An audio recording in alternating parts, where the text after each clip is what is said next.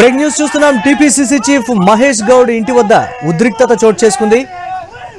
విద్యార్థి సంఘాలు మహేష్ గౌడ్ ఇంటి ముట్టడికి యత్నించాయి. ఫీజు రియంబర్స్మెంట్ వెంటనే అమలు చేయాలని డిమాండ్ చేస్తున్నాయి విద్యార్థి సంఘాల నేతలు.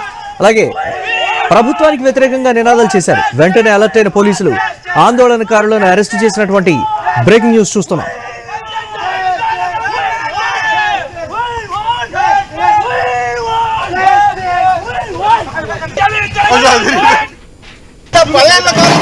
కేసీఆర్ ప్రభుత్వం మొత్తం కూడా విద్యారంగాన్ని గాలికి వదిలేసింది.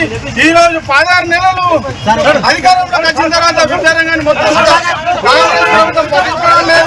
పేద విద్యార్థులకు ఇవ్వాల్సిన ఫీజు రియంబర్స్మెంట్ బాగా నిధులు ఇప్పటి వరకు కూడా ఈ రోజు చెల్లించలేదు. అదేవిధంగా అనేక ప్రభుత్వ పాఠశాలలో మౌలిక సదుపాయాలు ఈ రోజు కేటాయించినటువంటి పరిస్థితి వెంటనే విద్యారంగ సమస్యలు వెంటనే పరిష్కరించాలని ఈరోజు పీడీఎస్ అదేవిధంగా ఏఐఎఫ్డిఎస్ గా ఈరోజు డిమాండ్ చేస్తున్నారు.